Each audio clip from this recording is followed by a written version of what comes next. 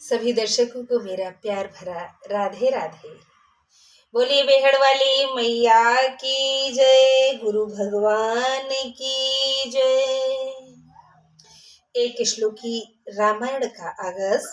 आदो राम तपोवनादि गमनम हत्वा मृगम कांचनम वैदेही हरणम जटायु मरणं श्रीसुग्रीव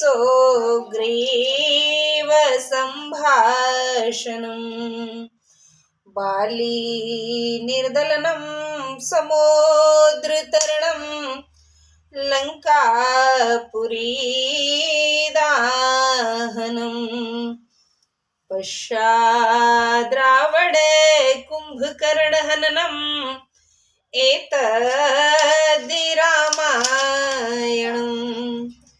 बोलिए सियापति रामचंद्र भगवान की जय, गौरी शंकर भगवान की जय। बोलिए हनुमान जी की जय। हर हर महादेव, हर हर गंगे। साथियों, कल हमने सीता स्वयंवर में कथा सुनी, किस प्रकार भगवान श्री राम ने माँ सीता का वरण किया है शिव धनुष को तोड़ करके, जो कि राजा जनक का प्रण भी था। उसके बाद काफी कोलाहल हुआ। दैत्य प्रवृत्ति के राजाओं ने माहौल को खराब किया, ये कहकर के कि धनुष उठा लिया है तो क्या हुआ, सीता को हम लेकर के जाएंगे, युद्ध में जीतेंगे उसको। तमाम बातें हुई हैं, लेकिन लक्ष्मण जी ने स्थिति को संभाल लिया है। उधर परशुराम जी, शिव भक्त परशुराम जी पधारे हैं स्वयंवर में। चूंकि शिव जी के अनन्य भक्त हैं और धनुष का टूटना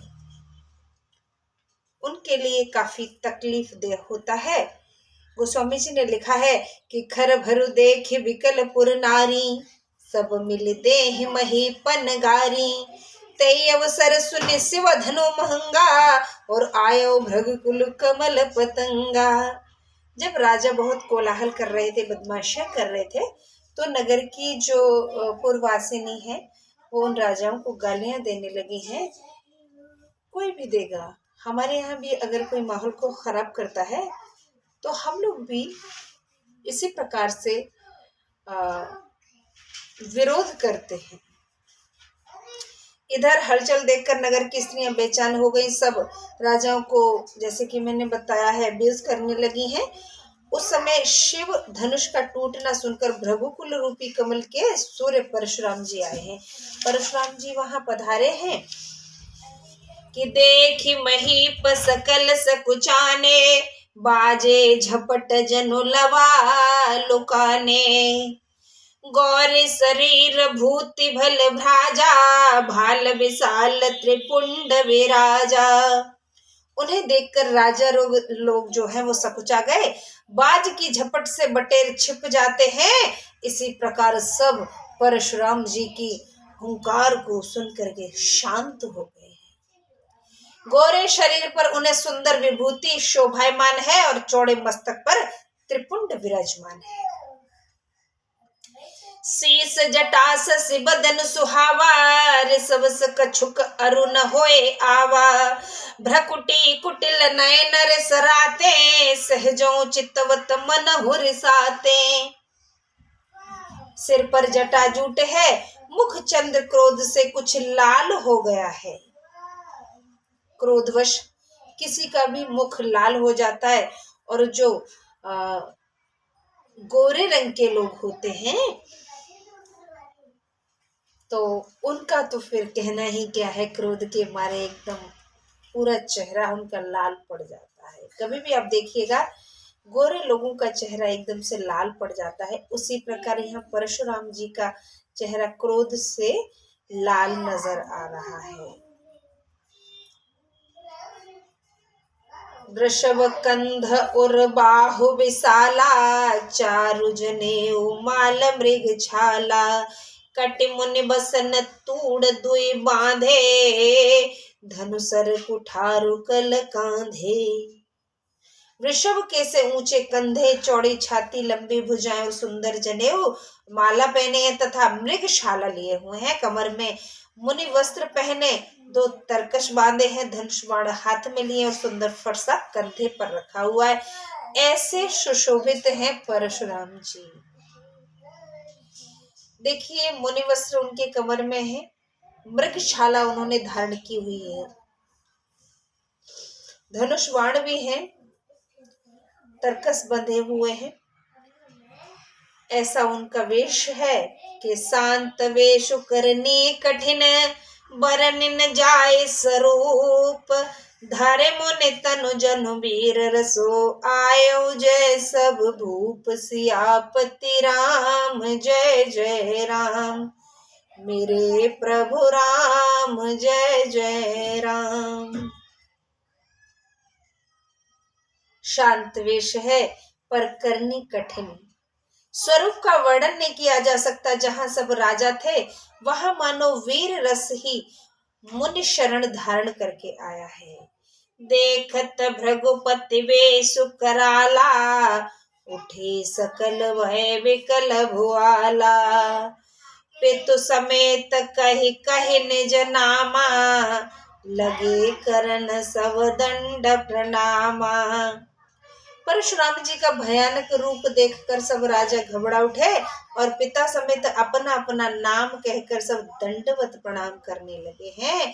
देखिए, छवि हो तो ऐसी परशुराम जी का आगमन और सब राजा उन्हें दंडवत प्रणाम कर रहे हैं कि जय सुभाय चितवहि तुजानी, सो जाने जनु आए खुटानी, जनक बहोर आए सिरुनावा, सिय बुलाए प्रणाम करावा। जिसे हित जानकर भी साधारण दृष्टि से देखते वह जानता कि मेरी आयु बीत गई। फिर जनक जी ने आकर सिर नवाया और सीता जी को बुलाकर प्रणाम कराया है। भाई, कोई क्रोधवश हो तो उसका क्रोध शांत करने के लिए हमें क्या करना चाहिए? उनका मान सम्मान यथास्थान उन्हें बिठाना चाहिए ताकि उनका क्रोध शांत हो सके। जनक जी ने भी खुद प्रणाम किया है और मैया सीता को बुलाया, बेटी इन्हें प्रणाम करो और चरण छुओ। कि आशीष दीन सखी हरसानी, निज समाज ले गई सयानी, विश्वामित्र मिले पुण्य आई, पद सरोज मेले दो भाई। परशुराम जी ने आशीर्वाद दिया, चतुर सखी प्रसन्न हुई और अपनी मंडली में जानकी जी को ले गई हैं। परशुराम जी को जब चरण स्पर्श किया है मैया सीता ने तो उन्होंने आशीर्वाद दिया है कन्या को। सखियां खुश होकर के अपने झुंड में उनको लिवा ले गई हैं। जो सखियों की टोली थी ले गई है। फिर विश्वामित्र जी आकर मिले और दोनों भाइयों से मुनि के चरण कमलों में प्रणाम करवाया है। विश्वामित्र जी भी फिर आए हैं सामने और दोनों को बुला कर के भैया राम और लक्ष्मण को दोनों से प्रणाम करने को कहा है चरणों में। तो चरण वंदन किया है उन्होंने कि राम लखन दशरथ के ढोटा, दीन असीस देखि भल जोटा, राम ही चितई रहे थकी लोचन, रूप अपार मार पद मोचन। ये राम लक्ष्मण महाराज दशरथ के पुत्र हैं। उनकी सुंदर जोड़ी देखकर आशीर्वाद दिया। कामदेव के अभिमान को भी दूर करने वाले रामचंद्र जी के रूप को नेत्रों से देख अचंभित रह गए हैं, स्तब्ध रह गए हैं। बहुर बिलो की विदे हसन, कहु काह अति भीर, पूछत जाने अजान जिमे, व्याप्यो कोप शरीर, सियापति राम जय जय राम, मेरे प्रभु राम जय जय राम, सियापति राम जय जय राम। फिर राजा जनक की ओर देखकर बोले, कहो ये भीड़ क्यों है? जानकर भी अज्ञानी की नहीं पूछते हो, शरीर में क्रोध भर आया है।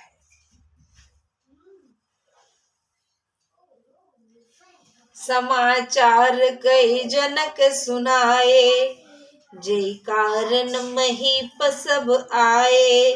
सुनत बचन फिर अनत निहारे, देखे चाप खंड मही डारे। तब राजा जनक ने सब हाल कह सुनाया, जिस कारण सब राजा इकट्ठे हुए थे। उनके वचन सुनकर फिर दूसरी ओर देखा तो धनुष के 2 खंड पृथ्वी पर पड़े हुए थे। अतिर सब बोले वचन कठोरा, कहूँ चढ़ जनक धनुष के तोरा। बेग दिखायो मूढ़नत आजू, उलटऊ महि जह लहि तब राजू। बड़े क्रोध से कठोर वचन बोले, हे मूर्ख बालक, ए रे मूर्ख जनक, कह धनुष किसने तोड़ा है? परशुराम जी ने राजा जनक से कहा, अरे मूर्ख, ये धनुष किसने तोड़ा है? रे मूढ़, जल्दी दिखा, नहीं तो आज ही जहां तक तेरा राज्य है वहां तक पृथ्वी को उलट दूंगा। ऐसा क्रोध परशुराम जी को आया है। शिव धनुष को जब उन्होंने 2 हिस्सों में देखा है टूटा हुआ, कि अति डर उतर दे तन पुनाही, कुटिल भूप हर्षे मन माही। सुर मुनि नाग नगर नर नारी, सोच ही सकल त्रास और भारी। बड़े डर से राजा जनक उत्तर नहीं देते हैं, घबरा गए हैं प्रभु। कि यह देख कुटिल राजा अपने मन में बड़े प्रसन्न हुए, और देवता मुनि नाग नागिन नगर के स्त्री पुरुष सब अपने अपने मन में डर करके सोचने लगे कि हाय अब क्या होगा। राजा जनक संकोचवश कुछ उत्तर नहीं दे रहे हैं, और जो दुष्ट प्रवृत्ति के राजा थे, लालची लोभी किस्म के, जो सीता जी के हरण की बात कर रहे थे, युद्ध में जीतने की बात कर रहे थे, वो बड़े प्रसन्न हुए कि अब झगड़ा बढ़ेगा। के मन पछतात सिय में तारी, विधि अव समरी बात बिगारी। भृगुपति कर सुभाव सुन सीता, अर्ध निमेष कलप सम बीता। सीता जी की माता मन में पछताने लगी कि ब्रह्मा ने बनी बनाई सब बात बिगाड़ दी। परशुराम जी का स्वभाव सुनकर सीता जी को आधा क्षण भी कल्प के बराबर बीतने लगा है। देखिए, जब राम जी धनुष को नहीं तोड़ पाए हैं, कोई उठा नहीं पाए हैं, और स्वयंवर अधूरा था, तब मैया का एक क्षण एक कल्प के बराबर अर्थात एक युग के बराबर बीत रहा था। लेकिन यहाँ तो आधा क्षण भी एक कल्प के बराबर बीत रहा है। मतलब समस्या बहुत ज्यादा बढ़ गई है, और मैया का जो चिंता है वो और ज्यादा बढ़ी है। पहले इतना कष्ट नहीं था, कष्ट अब आन पड़ा है। मैया घबराई हुई है कि सब है बिलो के लोग, सब जान जान की भीड़, हृदय न हर्ष विषाद कछु, बोले श्री रघुवीर। सब लोगों को डरे हुए देख सीता जी को बेचैन जानकर, जिनके मन में हर्ष विषाद कुछ भी नहीं, ऐसे श्री रामचंद्र जी बोले हैं। क्या बोले हैं प्रभु? भगवान श्री राम बोले हैं कि नाथ संबुधन भंजनिहारा, कोई को एक दास तुम्हारा। आय सुकाह कही किन मोही, सुनि रिसाई बोले मुनि को ही। हे नाथ, शिव जी का धनुष तोड़ने वाला कोई एक आपका ही दास होगा। क्या आज्ञा है, सो मुझसे क्यों नहीं कहते? मुनि रिसाकर बोले। सेवक सो जो करे सेवकाई, अरि करनी कर करी अलराई। सुनौ राम जय शिव धनु तोरा, सहस वाउ सम सोर पुमोरा। सेवक वह जो सेवकाई करे, जो शत्रु का काम करे, उससे तो लड़ाई करनी चाहिए। सुनो राम, जिसने शिव धनुष को तोड़ा है वह सहस्त्रबाहु के समान मेरा शत्रु है। अब क्या बोले राम जी, सहस्त्रबाहु के समान शत्रुता नाप ली है परशुराम जी ने। अब तो कुछ बोलना भी नहीं बनता है, कुछ बोल ही नहीं पा रहे।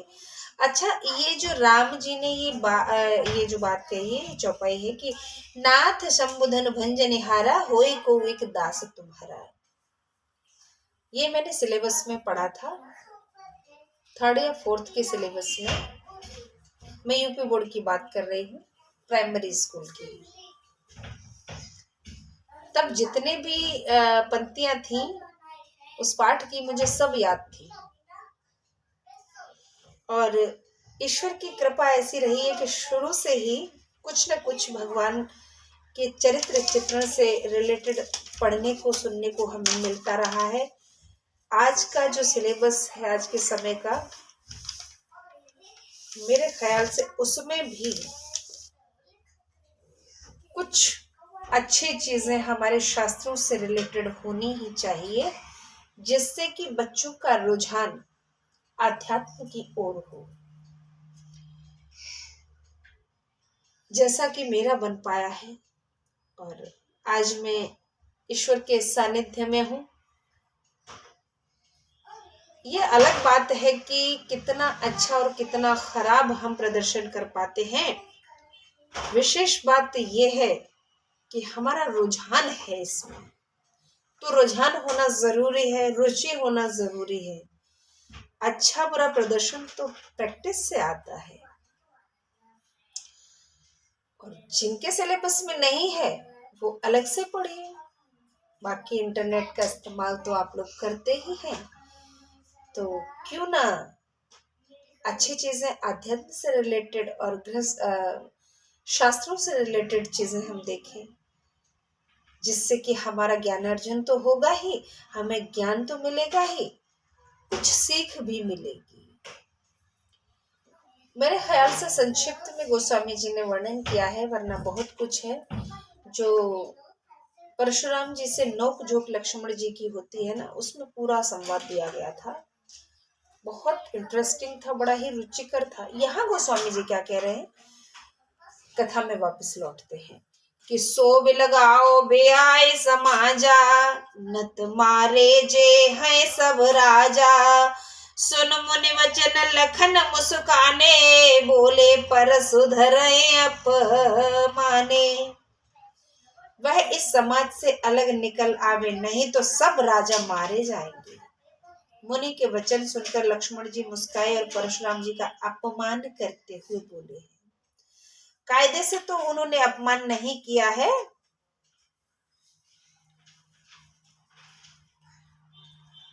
यहाँ जो इसका अनुवाद है हिंदी में वो थोड़ा उथल पुथल है। मैं इसे उथल पुथल ही कहूंगी, क्योंकि मैं एक बार फिर से चौपाई को पढ़ती हूँ कि सो बिलगाओ बिहाय समाजा, नत मारे जय है सब राजा। समाज से अलग आ जाओ। कौन है वो गुस्ताखी जिसने धनुष को तोड़ा है, नहीं तो सारे राजा मारे जाएंगे। सुन मुनि बचन लखन मुस्काने, बोले परसु धरहि अपमाने। मुनि के वचन सुनकर के लक्ष्मण जी मुस्कुराए हैं, बोले परसु धरहि अपमाने। देखिए, जब लक्ष्मण जी मुस्काए हैं तो वो अपमान क्यों करेंगे, नहीं करेंगे ना। हाँ, जो वचन है वो बोल दिए हैं उन्होंने, क्योंकि स्वभाव से थोड़े राम जी के व्यवहार के, उनके स्वभाव के विपरीत है भैया लक्ष्मण का व्यवहार और स्वभाव। जितने शांत और धीर गंभीर राम जी हैं, उतने उसके ठीक विपरीत भैया लक्ष्मण है। बाकी कैसे होंगे आप समझ सकते हैं। बोले परसु धरहि अपमाने, मतलब परशुराम जी को इसमें अपना अपमान महसूस हुआ है कि लक्ष्मण जी क्यों मुस्कुरा रहे हैं। अभी भी मुझे क्रोध है, मैं गुस्से में हूं, और इसको देखो बालक को हंसी आ रही है। और यहाँ अनुवाद जो है थोड़ा ठीक प्रकार से नहीं है कि परशुराम जी का अपमान करते हुए बोले हैं। तो लक्ष्मण जी ने अपमान नहीं किया है, मुस्कुराए हैं इस कारण से क्योंकि जो सृष्टि के अनुसार जो भगवान ने रच के रखा है वो तो होना ही था। इसमें इतना क्रोध मुनि क्यों कर रहे हैं, इसलिए मुस्कुराहट थी। आगे बढ़ते हैं कि भव धनु ही तोरी लड़काई, कबहु न असर सकीन गुसाई। ए धनु पर ममता के हेतु, सुनिर साई कह भृगुकुल केतु। लड़कपन में हमने बहुत सी धनुइयां तोड़ी हैं हे गुसाई, अब ऐसी रिस आपने कभी नहीं की। इसी धनुष पर ममता किस कारण से है, यह सुन परशुराम जी क्रोधित होकर कहने लगे। बालक की ऐसी बातें सुनकर के परशुराम जी को क्रोध आया है। बोले हैं कि रे नृप बालक काल बस, बोलत तोय न संभार। धनु ही सम त्रिपुरारि, धनु विदित सकल संसार। रे राजपुत्र, तू काल के अधीन होने से संभाल कर नहीं बोलता। संसार प्रसिद्ध शिव जी का धनुष क्या धनुही के समान है, और तू धनुइयों की बात कर रहा है। लक्ष्मण जी याद दिलाने की कोशिश कर रहे हैं परशुराम जी को, पर क्रोधवश उन्हें कुछ ज्ञात नहीं हो सका है, वो समझ नहीं पाए हैं। ये क्रोध होता ही ऐसा है साथियों, जब क्रोध हमें आता है तो हमारी मति भ्रष्ट हो जाती है, हमें कुछ भान नहीं रहता है सही गलत का। गुस्से में पता नहीं हम क्या क्या बोल जाते हैं। तो क्रोध पर हमें काबू रखना चाहिए। देखिए परशुराम जी भी एक दिव्य ज्ञानी है, वो भी समझ नहीं पाए हैं कि लक्ष्मण जी क्या इशारा कर रहे हैं, और क्रोधवश वो लक्ष्मण जी को उल्टा सीधा सुनाने लगे हैं। लखन कहा हंसे हमरे जाना, सुनहु देव सब धनुष समाना। का छति लाभ जून धनु तोरे, देखा राम नयन के भोरे। लक्ष्मण जी ने हंसकर कहा, हे देव सुनिए, हमारी जान में सब धनुष बराबर हैं। पुराने धनुष को तोड़ने में क्या लाभ और क्या हानि। श्री रामचंद्र जी ने तो नवीन के धोखे से इसे देखा था। राम जी भैया बोल रहे हैं, लक्ष्मण भैया को तो लगा था कि ये कोई नया धनुष होगा, ये तो पुराना निकला। मतलब ऐसा तंज कस दिया कि परशुराम जी का क्रोध 7वें आसमान पर पहुंच गया। ऑलरेडी वो गुस्से में थे, गुस्सा और बढ़ा दिया है लक्ष्मण जी ने। मस्खरे स्वभाव के हैं लक्ष्मण जी, मस्ती कर रहे हैं, उनको मस्ती सूझ रही है, और परशुराम जी को क्रोध आ रहा है। छुअत टूट रघुपति न दोसु, मुनि बिनु काज करिय कतरोसु। बोले चितय परसु की ओरा, रेसठ सुने सुभाव न मोरा। फिर ये छूते ही टूट गया, इसमें रामचंद्र जी का दोष नहीं है। हे मुनि, बिना प्रयोजन क्यों क्रोध करते हैं। परशुराम जी अपने फरसे की ओर देखकर बोले, रेशठ तूने मेरा स्वभाव नहीं सुना। अब परशुराम जी का क्रोध बाहर आ गया है। बालक पर चिल्लाते हुए परशुराम जी ने बताने की कोशिश की है कि तू क्या मेरे क्रोध के विषय में जानता नहीं है रे। बालक बोले, बनाओ नए तोई, केवल मुनि जड़ जा नहीं मोई। बाल ब्रह्मचारी अति कोई, विश्व विदित क्षत्रिय कुल द्रोही। बालक जानकर मैं तुझे नहीं मारता हूं रे जड़, तूने मुझे केवल मुनि ही जाना है।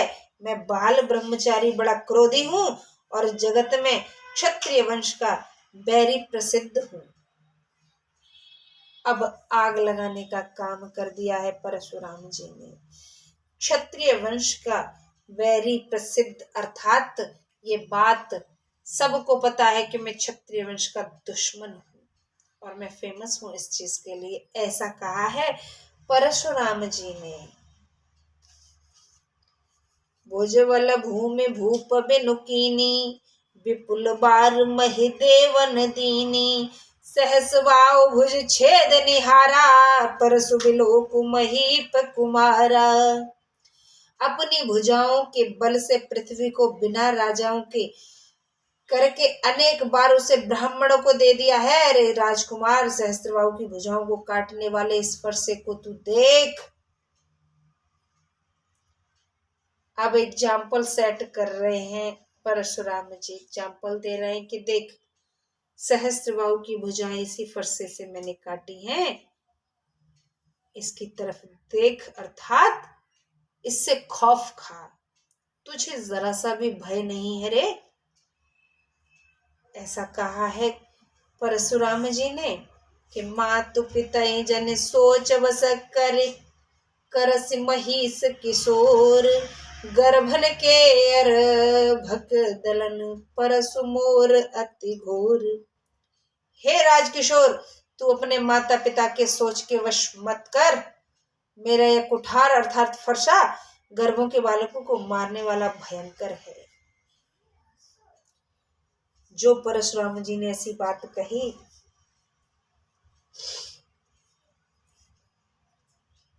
तो ये बिल्कुल अनुचित थी। बेहस लखन बोले मृदुबानी, अहो मुनि सुमहा भट्ट मानी। पुनि पुनि मोए दिखाव कुठारू, चहत उड़ावन फूकी पहारू। लक्ष्मण जी हंसकर मधुर वाणी बोले, अहो मुनीश्वर, अपने को बड़ा शूरवीर मानते हो,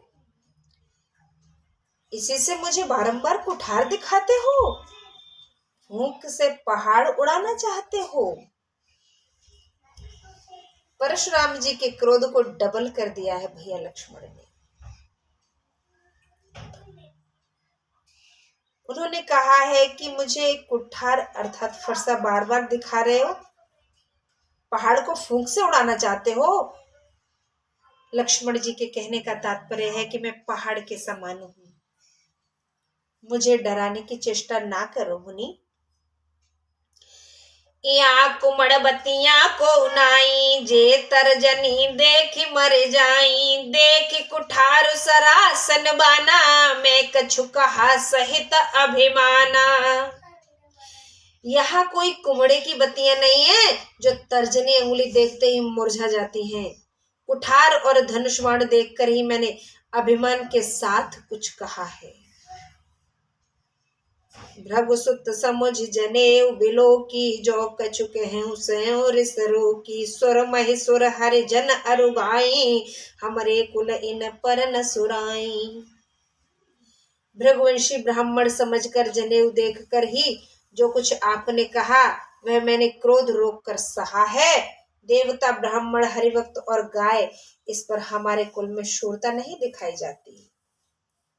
अब लक्ष्मण जी परशुराम जी को उनका स्थान दिखाने की कोशिश कर रहे हैं।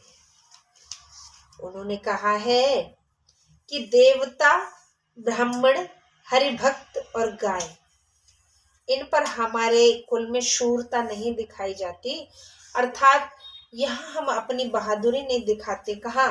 देवताओं पर। हम देवताओं के साथ सौम्य और सरस व्यवहार रखते हैं, ब्राह्मणों के साथ भी ऐसा ही करते हैं। हरि भक्त अर्थात ईश्वर के जो भक्त हैं उनके साथ भी हम गलत व्यवहार नहीं करते हैं, वहां अपना बल नहीं दिखाते हैं। और गाय, जो गाय माता है, हम वहां भी अपने शौर्य का प्रदर्शन नहीं करते हैं उसके सामने, इन्हें हम पूजते हैं।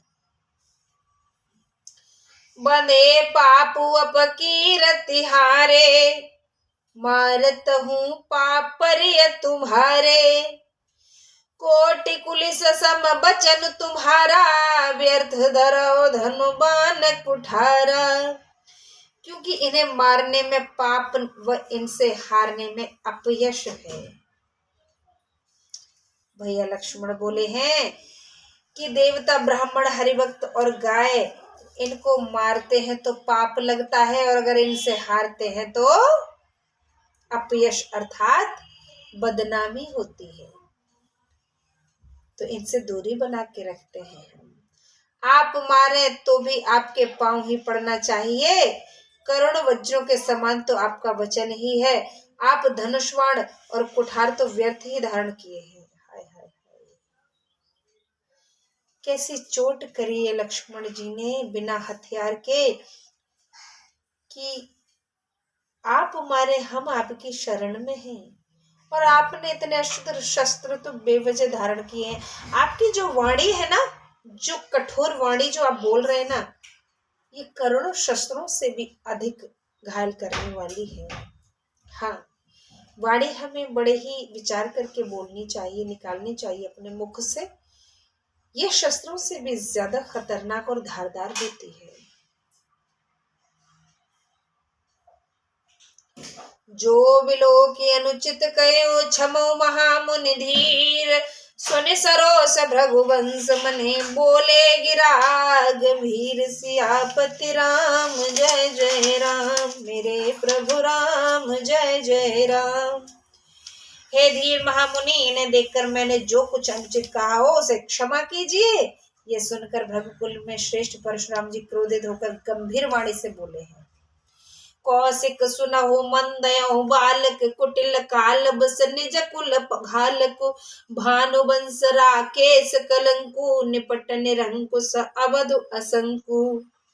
हे विश्वामित्र सुनो, ये बालक कुटिल बुद्धि है, ये कुबुद्धि कुटिल है, कालवश अपने कुल का नाशक बन जा रहा है। यह सूर्य वंश रूपी पूर्ण चंद्रमा में कलंक है। यह बहुत ही स्वतंत्र मूर्ख और निडर बालक है। काल कबल होय छन माही, कहूं पुकार खोर मोय नाही। तुम हट कछु जो चह उबारा, कही प्रताप बल रोष हमारा। क्षण मात्र में ये काल का ग्रास हो जाएगा। मैं पुकार कर कह देता हूं, फिर मुझे दोष नहीं देना। जो तुम इसे बचाना चाहते हो तो हमारा प्रताप, बल और क्रोध बताकर इसे मना कर दो। इसे बोलो कि ये हमसे बात ना करे, हमसे उलझने की चेष्टा ना करे। परशुराम जी ने मुनि विश्वामित्र से कहा है कि इस बालक को बोलने से इनकार करो, इसे शांत करो। हमारे क्रोध को अभी ये जानता नहीं है। लखन कहे मुनि सुजसु तुम्हारा, तुम ही अछन को बरने पारा। अपने मुँह तुम आपने करनी, बार अनेक भांति बहुबरनी। लक्ष्मण जी ने कहा, हे मुनि, आपका सुयश आपके रहते कौन वर्णन कर सकता है। आपने अपने ही मुख से अपनी करनी अनेक बार बहुत भांति से वर्णन की है। सच कहा जाए तो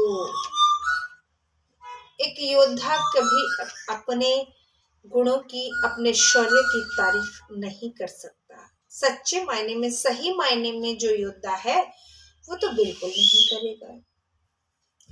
परशुराम जी का ये बचकाना व्यवहार लक्ष्मण जी को भाया नहीं है, और लक्ष्मण जी ने बराबर टक्कर ली है परशुराम जी से कि नहीं संतोष तपुनि कछु कहूं, जनिर सरो के दुसहु दुख सहूं। वीर व्रती तुम धीर अछोवा, गारी देत न पावहु शोभा। जो संतोष नहीं हुआ हो तो फिर कह डालिए, रिस को रोक कर असह दुख मत सहिए। आप वीर व्रती हैं, धैर्यवान और क्षोभ रहित, मैं गाली देते हुए शोभा नहीं पाते। लक्ष्मण जी ने थोड़ा घी हवन में और डाला है। हवन की अग्नि तेज हो रही है। अब परशुराम जी को उनकी बातें अच्छी नहीं लग रही हैं। हालांकि व्यवहार दोनों इधर विपरीत हैं। जो व्यवहार परशुराम जी का एक सज्जन का, एक मुनि का होना चाहिए, वो व्यवहार भैया लक्ष्मण कर रहे हैं, और परशुराम जी बचकानी हरकत कर रहे हैं। शूरवीर तो समर भूमि में अपनी वीरता दिखलाते हैं, अपने आप को कहकर नहीं जनाते, रण में अपने शत्रु को पाकर कायर पुरुष ही अपने प्रताप की डींग मारा करते हैं। जो ये कहा है लक्ष्मण जी ने कि तुम तो कालु हाक जन उलावा, बार बार मोहे लागी बुलावा, सुनत लखन के बचन कठोरा, परस सुधारि धर्यो कर घोरा। आप तो मानो काल को हाक लगाकर बारंबार लिए बुला रहे हैं। लक्ष्मण के कठोर वचन सुनते ही परशुराम जी ने अपना कुठार सुधारकर हाथ में पकड़ लिया।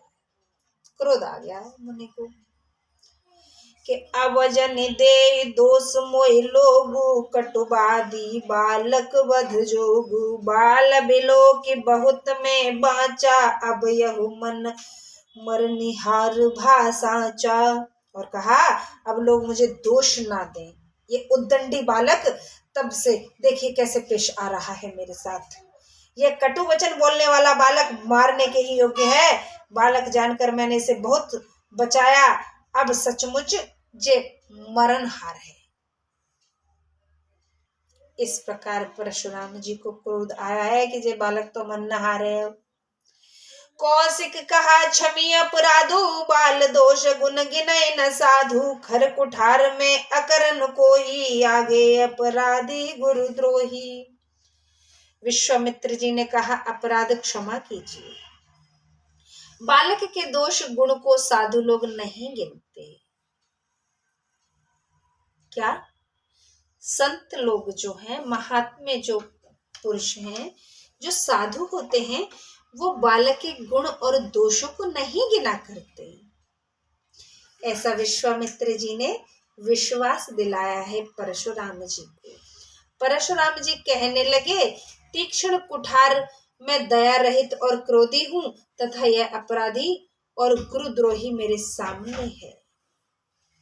उत्तर देत छोड़ा बिन मोरे, केवल कौशिक सील तुम्हारे, नत क्षमा कीजिए के नत एह काठ कुठार कठोरे, गुरहे उरिन होते ओ श्रम थोरे। उत्तर दे रहा है इतने पर भी हमको, इसको बिना मारे छोड़ देता हूं। सो हे विश्वामित्र, केवल तुम्हारे शील से, आपकी वजह से आज ये बच रहा है दुस्साहसी बालक, नहीं तो मैं इसे कुठार से काट कर थोड़े ही श्रम से गुरुजी के उऋण हो जाता हूं। देखिए गाद सुनु के हृदय हसी मुनि हरियाए सूझ, अयमय खाड़ न उखमय, अजहु न बूझ अबूझ। विश्वामित्र जी मन में हंसकर कहने लगे मुनि को हरा ही हरा सूझता है। यह लोहे की खाड़ खंग है, गन्ने की खाड़ नहीं है। मुनि अब भी इनके प्रभाव को नहीं समझ पाए। कयो लखन मुनि सील तुम्हारा, को नहीं जान विदित संसारा। मात पिता ही उरन भयनी के, गुरु रिनु रहा सोच बढ़ जी के। लक्ष्मण जी ने कहा हे मुनि, आपके स्वभाव को कौन नहीं जानता, ये संसार में प्रसिद्ध है। माता पिता के ऋण से भली भांति उऋण हो चुके, अब गुरु का ऋण रहा है, मन में उसका बड़ा सोच है। जो सो जनो हमारे माथे काड़ा, दिन चले गए ब्याज बढ़ बाड़ा। अब आनिय व्यवहार बोली कि अब आनिय व्यवहारिया बोली, तुरंत देव में थैली खोली। यह ऋण मानो हमारे माथे पर कड़ा है, बहुत दिन बीत गए, ब्याज भी बहुत बढ़ गया होगा। अब किसी हिसाब करने वाले को बुलाइए, मैं तुरंत थैली खोलकर सब दे दूं। देखिए भाव छुपा है इसमें कि सुने कटु बचन कुठार सुधारा, हाय हाय सब सभा पुकारा। भृगुवर परसु देखावो मोहि, विप्र विचार बचो नृपदोही। लक्ष्मण जी के कटु वचन सुनकर परशुराम जी ने कुठार संभाला, तब हाय हाय करके सभा पुकारी। लक्ष्मण जी बोले हे परशुराम जी, आप मुझे फरसा दिखा रहे हो? ए राजद्रोही ब्राह्मण समझकर आपसे बचता हूं।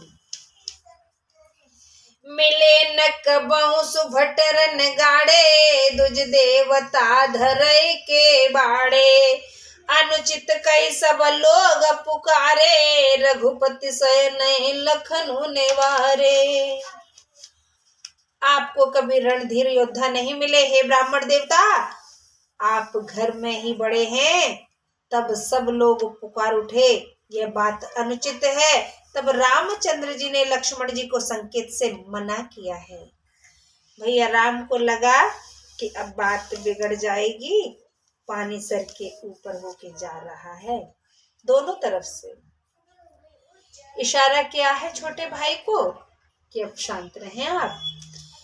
लखन उतर आहुति सरिस, भृगुवर कोप कृषानु, बढ़त देखी जल सम वचन, बोले रघुकुल भानु। लक्ष्मण जी का उत्तर आहुति के समान है और परशुराम जी का क्रोध अग्नि के समान है। उसे बढ़ते देखकर रघुकुल के सूर्य श्री रामचंद्र जी जल के समान वचन बोले हैं। व्यवहार दोनों का विपरीत है। जहाँ मुनि को शांत स्वभाव रहना चाहिए तो वो स्वभाव लक्ष्मण जी अपना दिखा रहे हैं और मुनि यूं ही बरगला रहे हैं कि नाथ करऊं बालक पर छोऊ, सूद दूध मुख करियन कोहू, जो पे प्रभु प्रभाव कछु जाना, तो की बराबर करत अयाना।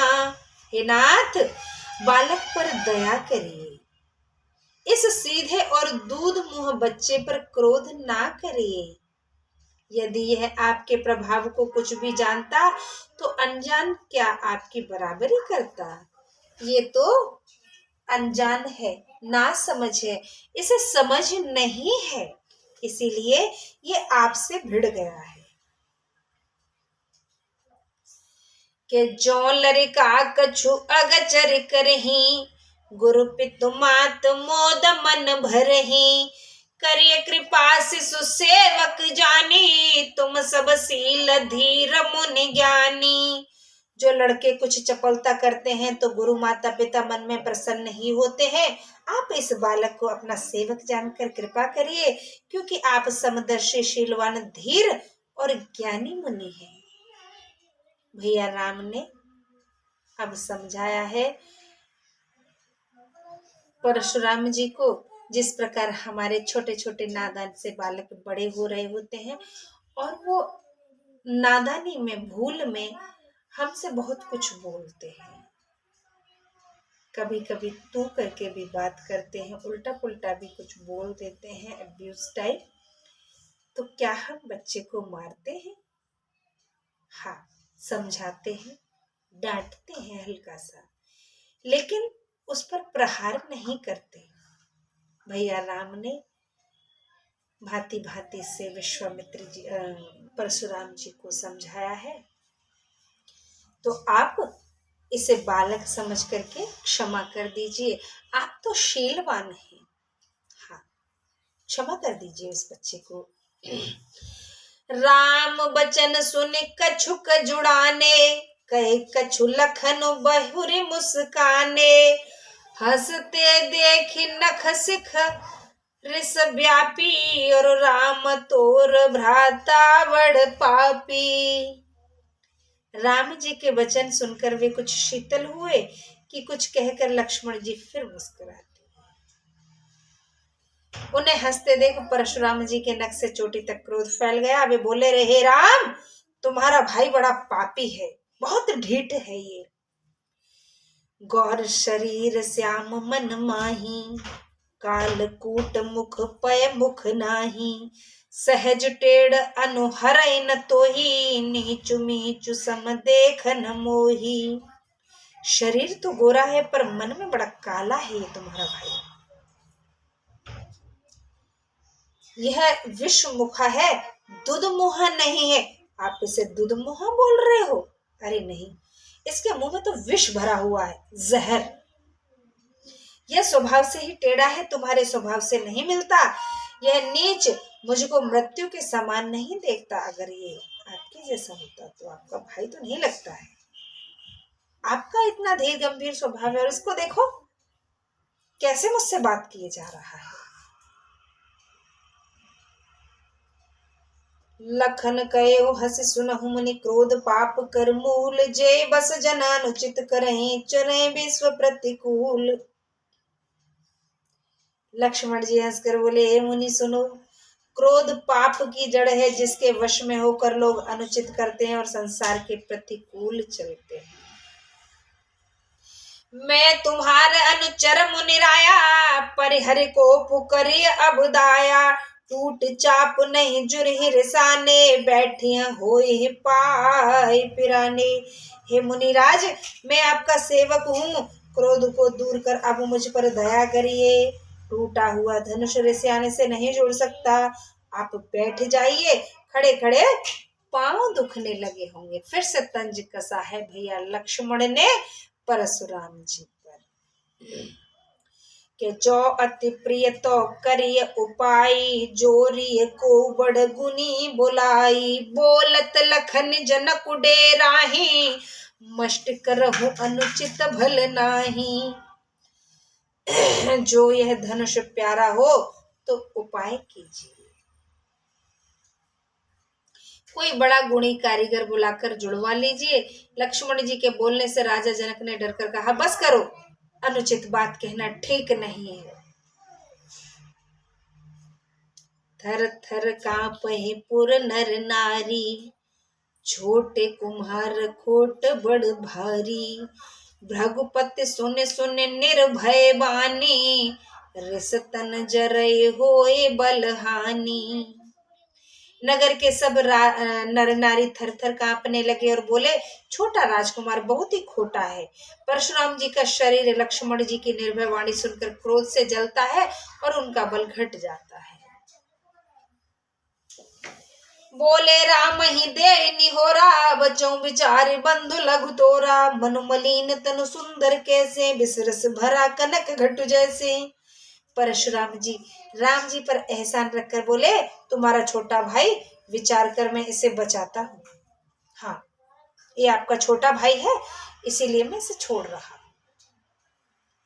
यह मन का मलिन और देह का ऐसा सुंदर है जैसे विष के रस से भरा हुआ सोने का घड़ा। घड़ा तो सोने का हो पर उसके अंदर विष समाहित हो, ऐसा ही तुम्हारा भाई है। लेकिन ये आपका भाई है इसलिए छोड़ रहा हूं, आप पर मैं एहसान कर रहा हूं। जैसे भी सही, चलो एहसान तो किया ही परशुराम जी ने। के सुने लक्ष्मण भी हसे, बोरे नयन तरे रे राम, गुरु समीप गवने सकुचे परिहर बानी बाम। यह सुनकर लक्ष्मण जी फिर हंसे।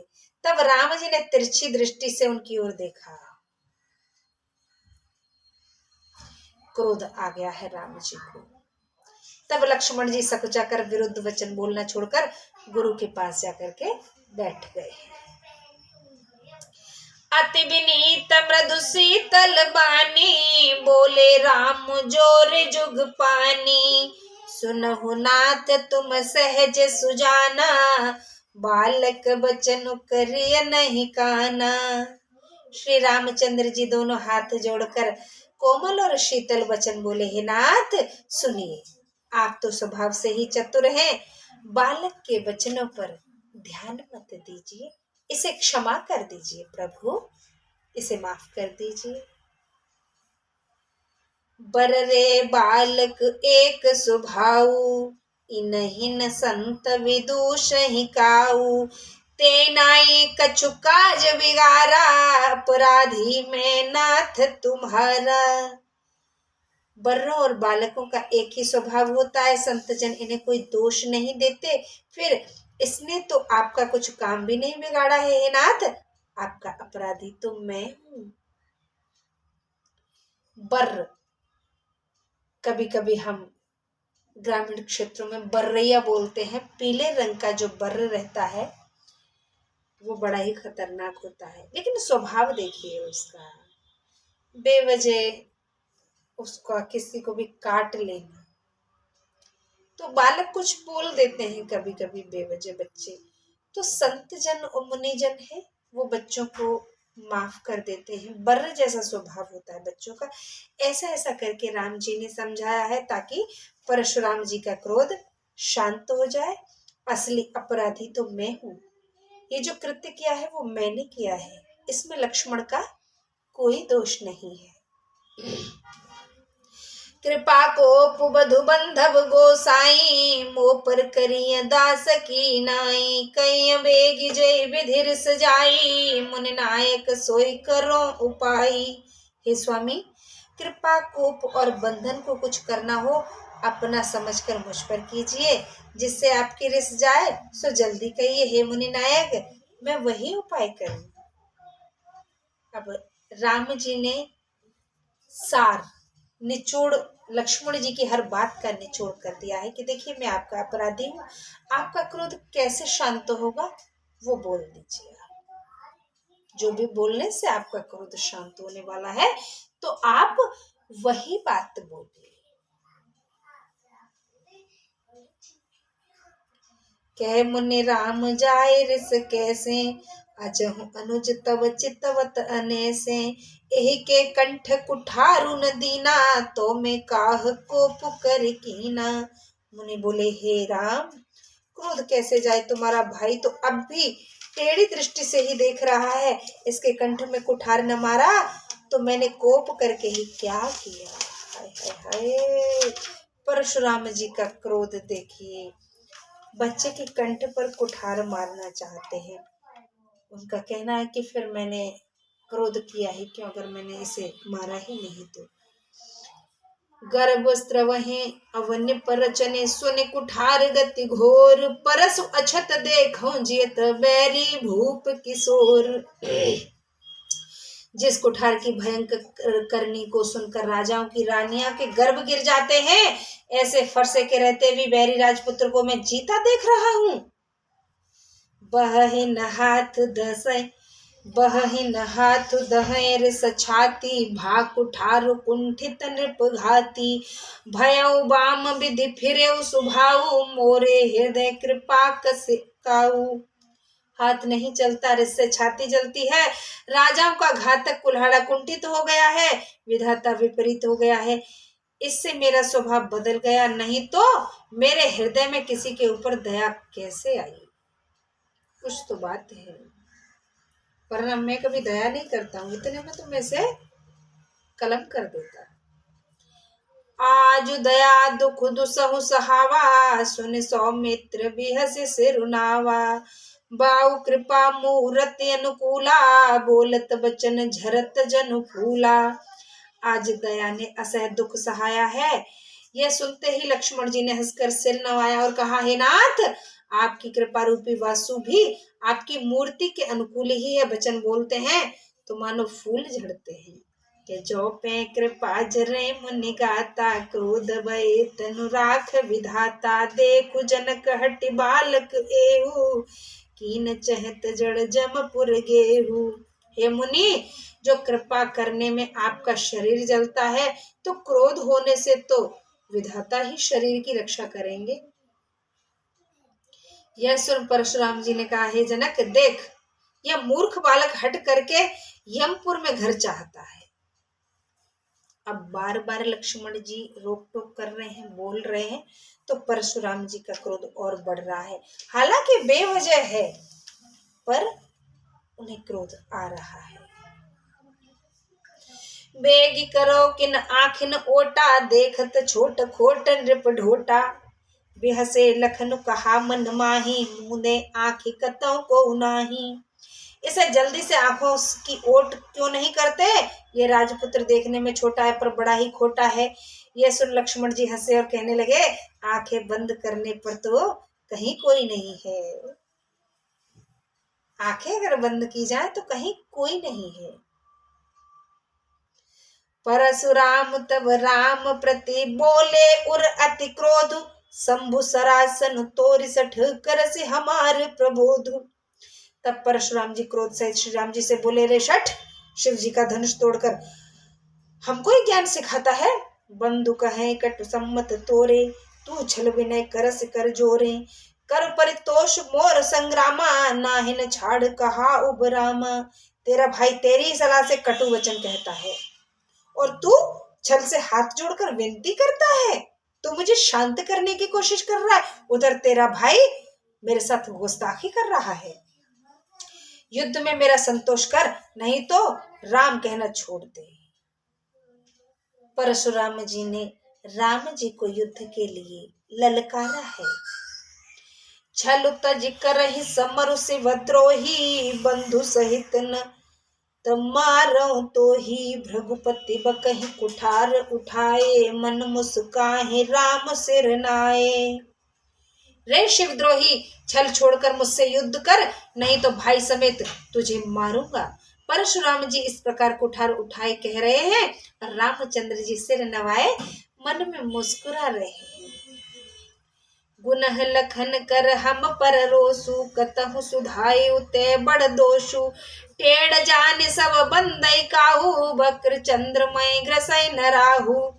अपराध लक्ष्मण का है और क्रोध हम पर करते हैं, कहीं कहीं सीधेपन में बड़ा दोष होता है। टेढ़ा जानकर सब वंदना करते हैं, टेढ़े चंद्रमा को राहु भी नहीं ग्रसता। यह मन में कहकर कि राम कहे और सतजिय मुनीसा, कर कुठारु आगे यह सीसा। जेर सजाई करें सोई स्वामी, मोई जानी आपन अनुगामी। रामचंद्र जी ने कहा, हे मुनीश्वर क्रोध दूर करिए, आपके हाथ में कुठार है और आगे मेरा यह सिर है। स्वामी मुझको अपना सेवक जानकर जिस प्रकार आपकी रिस जाए वही कर लीजिए।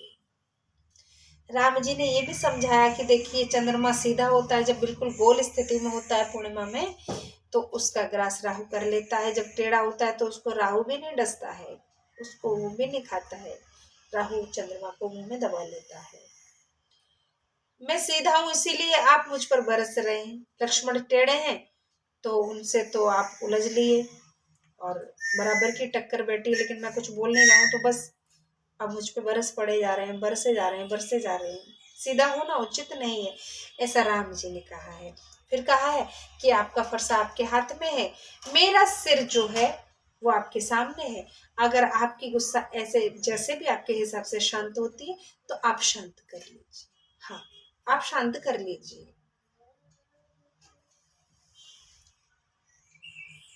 देख कुठार बान धनुधारी, भैवलर कहिर सभीरु विचारी।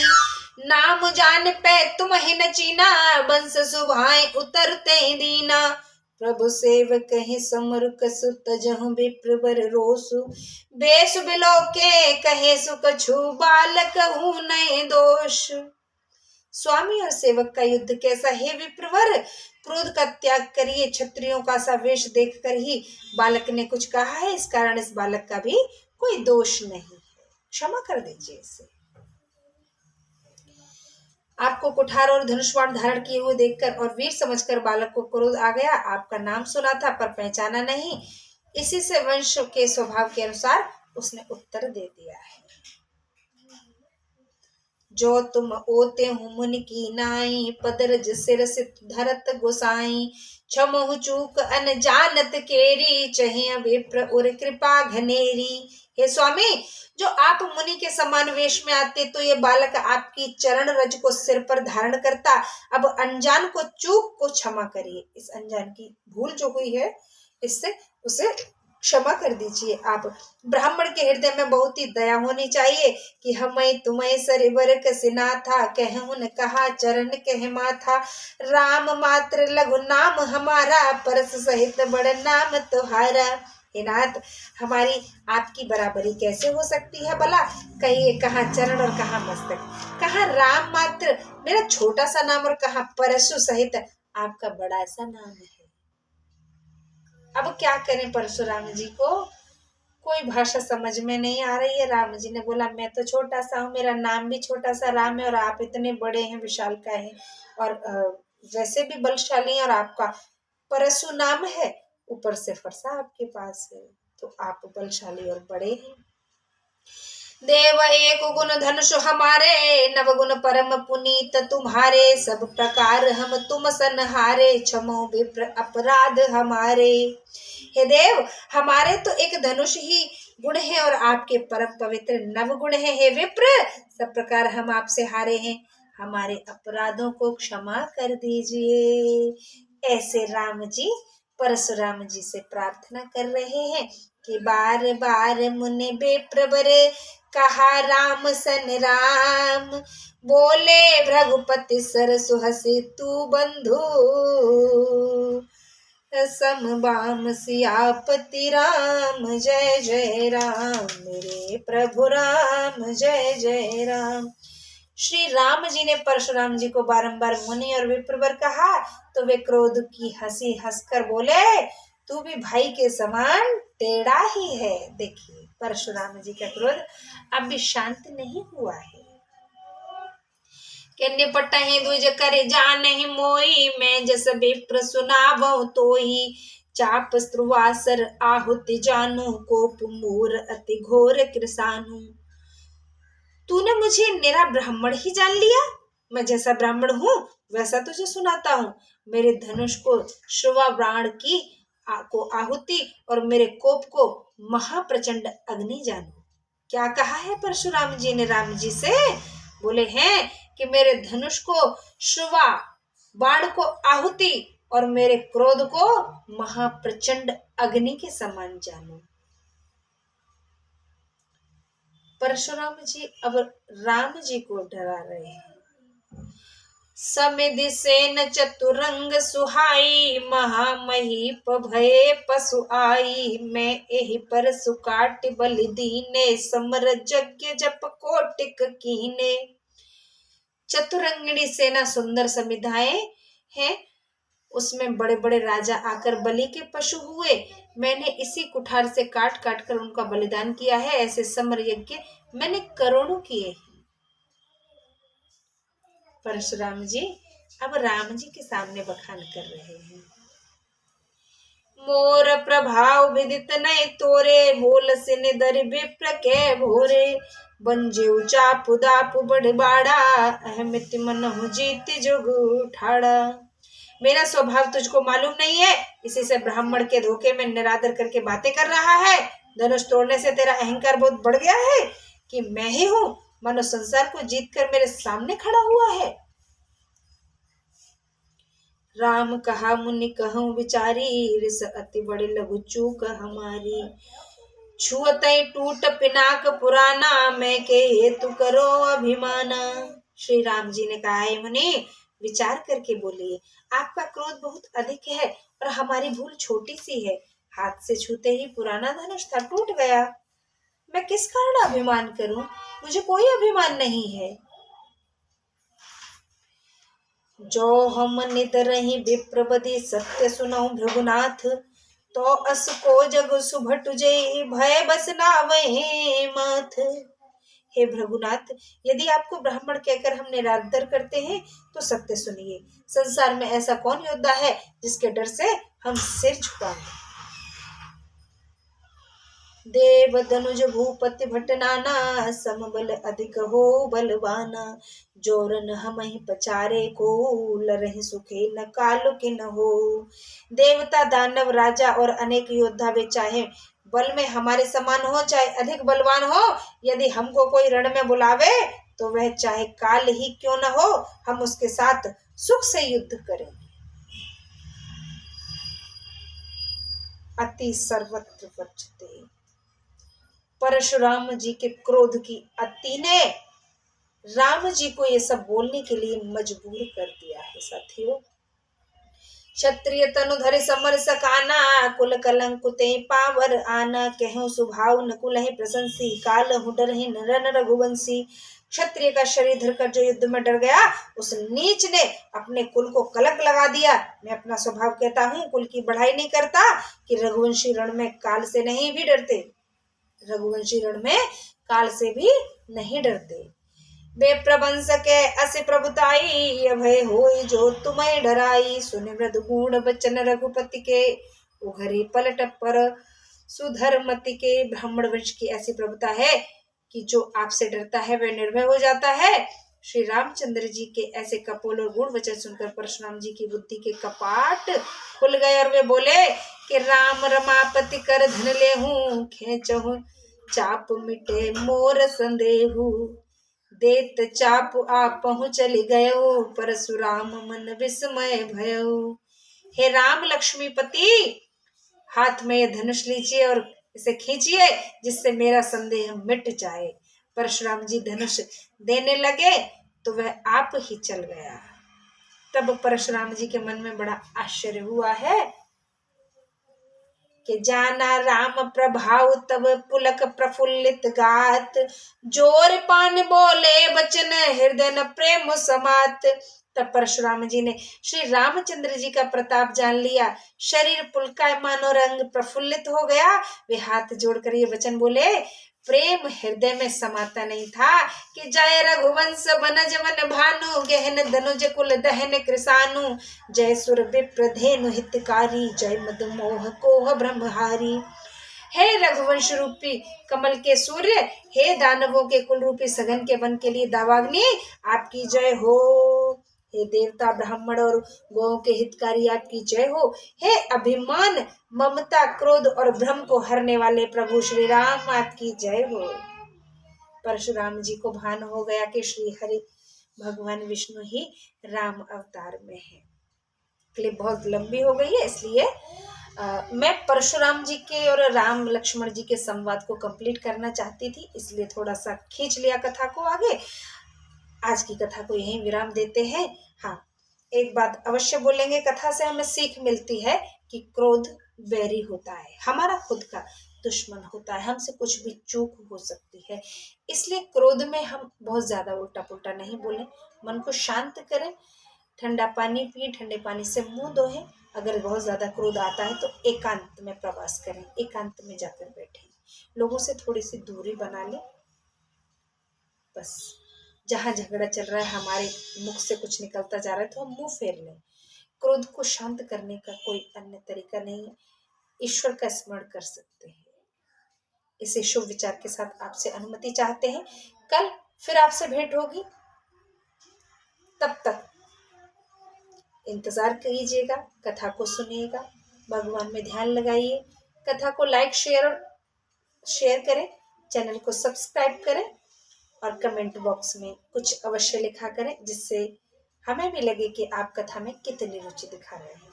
श्रद्धा यादव को अनुमति दी, कल आपसे फिर भेंट होगी। तब तक के लिए नमस्कार, राधे राधे, जय सिया राम।